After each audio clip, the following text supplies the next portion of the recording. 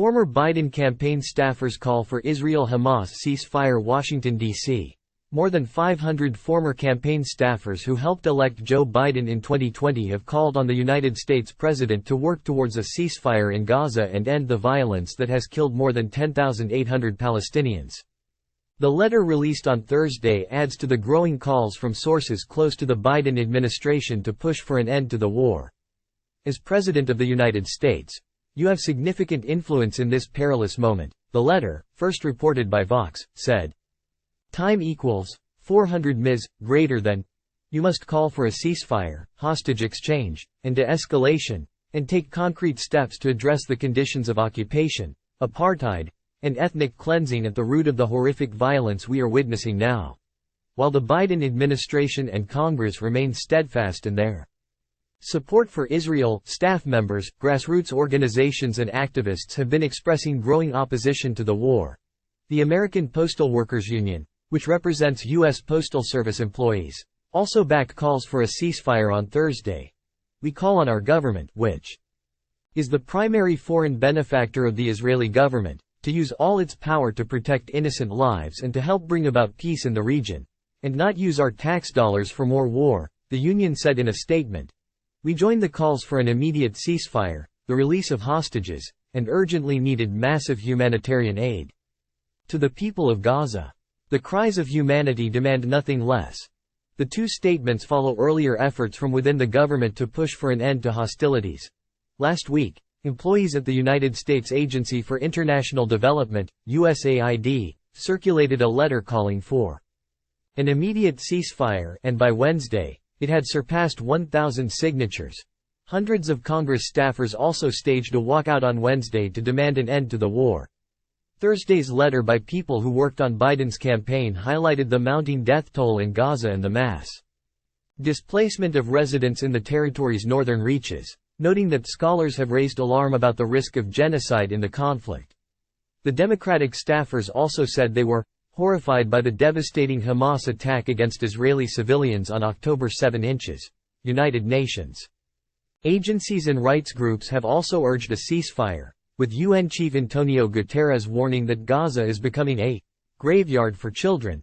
But early Thursday, Biden ruled out any definitive stop to the conflict. When reporters asked about the possibility of a ceasefire in Gaza, the U.S. president said, "None, no possibility." Time equals 400 ms. greater than. Biden has voiced unconditional support for Israel and requested more than $14 billion in additional assistance for the country since its war in Gaza started on October 7, angering U.S. progressives, Palestinians, Arabs and Muslims. Last month, the U.S. president sparked outrage among Palestinian rights supporters when he cast doubt over the death toll in Gaza, saying that he has no confidence in the number that the Palestinians are using. Rights experts and fact-checkers defended the numbers, which are released by the Palestinian Health Ministry in Gaza based on hospital and morgue records. They explained that, in previous conflicts, the health ministry's numbers matched the findings of independent researchers. A senior State Department official also said on Wednesday that the actual Palestinian death toll may be even higher than the official numbers. In this period of conflict and conditions of war, it is very difficult for any of us to assess what the rate of casualties are, Barbara Leaf, Assistant U.S. Secretary of State for Near Eastern Affairs, told lawmakers. We think they're very high, frankly, and it could be that they're even higher than are being cited. The health ministry has also said that its current statistics do not account for people who remain under the rubble or who were buried without being registered. When Biden ran for president, his supporters often portrayed him as a decent man aiming to restore unity in the U.S. after the presidency of Donald Trump. Biden has suffered personal grief in his life, having lost his wife and young daughter in a car accident in 1972 and his son Beau, a politician and Army veteran, to cancer in 2015. The campaign staffer's statement called out the U.S. president for appearing to play down, if not dismiss, civilian casualties in Gaza.